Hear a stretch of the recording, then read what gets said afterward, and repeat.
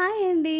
ఈరోజు నేను అందరికీ ఆరోగ్యకరమైనటువంటి వెజిటేబుల్ పలావ్ రెడీ చేస్తున్నాను, చూసేయండి.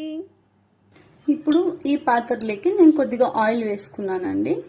ఆయిల్ కొంచెం వేడెక్కాక ఇక్కడ చూడండి, లవంగాలు, చెక్క, ఇలాచి, కొద్దిగా సాసులు ఇవి నేను ఆయిల్లోకి ఇప్పుడు వేస్తున్నాను. చూడండి, లవంగాలు, ఇలాచి అంతా కూడా చిటపటలాడుతున్నాయి. మీరు కావాలంటే ఇందులోకి బిర్యానీ ఆకు అండ్ వాటికి కావాల్సిన మసాలా కూడా మీ ఇంట్లో ఉంటే మీరు దాంట్లోకి యాడ్ చేసుకోవచ్చు. బట్ నాకైతే ఇప్పుడు అవైలబిలిటీ లేదు కాబట్టి నేను జస్ట్ సింపుల్గా చేసేస్తున్నాను. సో ఇప్పుడు అన్ని మనం ఇందులో ఇలా రెడీ చేసి పెట్టుకోవాలి.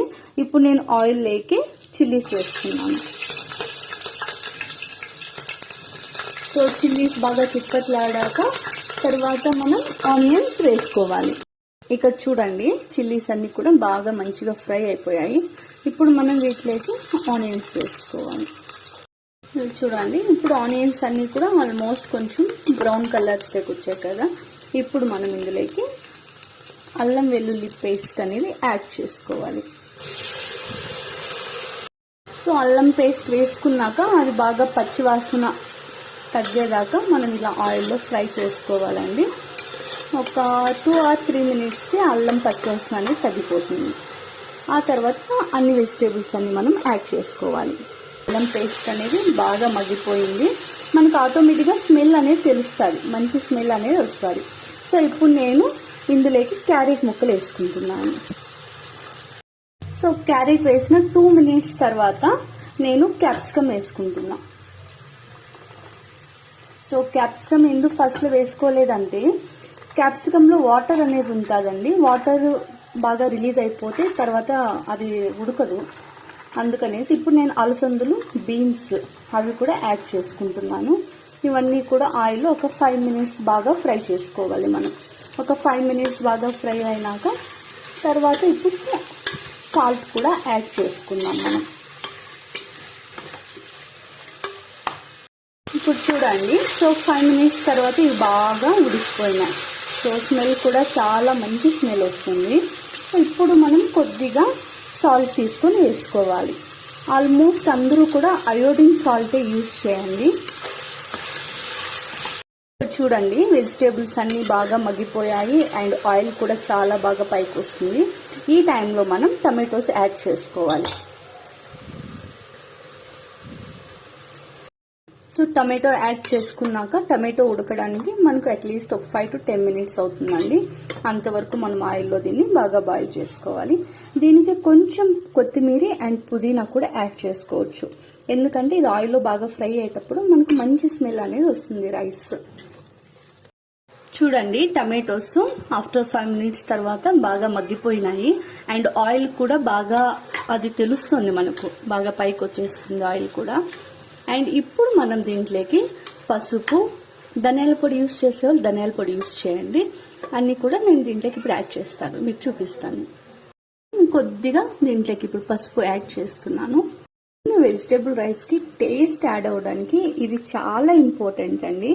నేనైతే తేజు చికెన్ మసాలా ప్యాకెట్ అయితే ఈ పౌడర్ అయితే నేను యూజ్ చేస్తాను. ఈ పౌడర్ వేయగానే నేను ఎలాంటి ధనియాల పొడి, ఎలాంటి గరం మసాలా అదేమి వేయను, ఓన్లీ ఈ ప్యాకెట్ మాత్రం యూజ్ చేస్తాను. చాలా టేస్ట్ అయితే వస్తుందండి. సో ఈ ప్యాకెట్ కొద్దిగా ఆఫ్ వేసుకోవాలి అంతే.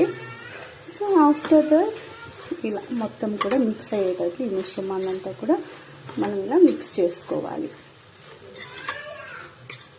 చూడండి, మసాలా యాడ్ చేసుకున్నాక ఇలా ఆయిల్ అనేది పైకి తేలుతుంది. సో 2 మినిట్స్ తర్వాత ఇలా ఆయిల్ అంతా పైకి తేలినాక ఇంకా మనం దీనికి సరిపడ్డ వాటర్ అనేది వేసుకోవాలి.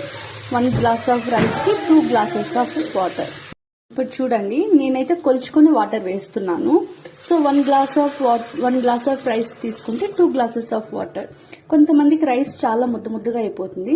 అలాంటి వాళ్ళు మీకు కొంచెం ఎక్స్పీరియన్స్ ఉంటుంది కదా ఎలాంటి రైస్ యూజ్ చేస్తారు అని. So almost 1 glass of rice తీసుకుంటే 1.5 గ్లాస్ ఆఫ్ వాటర్ తీసుకోండి. 2 గ్లాసెస్ అయితే అవసరం లేదు. చూడండి, వాటర్ వేసుకునేసాక మనం ఇప్పుడు కరెక్ట్గా ఉప్పు కారం సరిపోయిందా లేదా అనేది ఇప్పుడే మనం టెస్ట్ చేసుకోవాలి అండ్ టేస్ట్ కూడా చేయాలి. ఎలా ఉంది, ఉప్పు కారం సరిపోయిందా లేదా.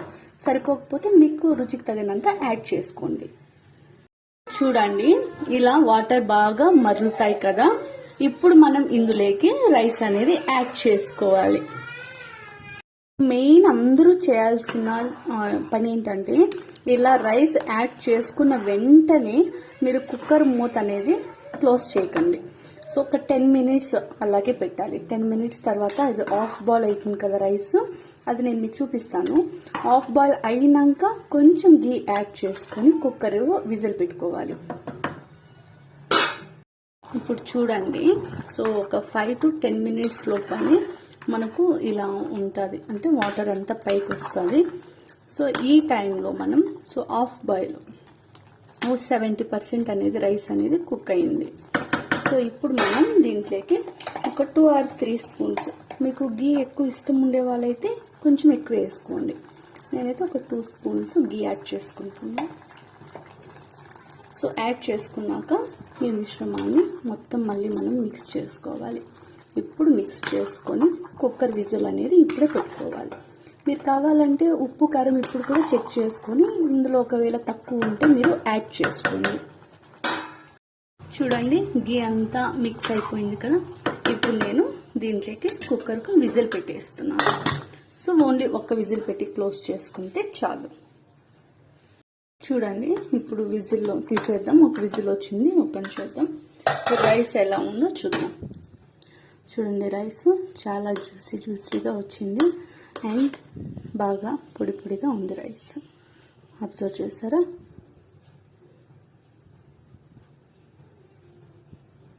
చూడండి రైస్ ఎలా ఉందో. ఇప్పుడు మనం దీన్ని ప్లేట్లోకి సర్వ్ చేసుకుందాం.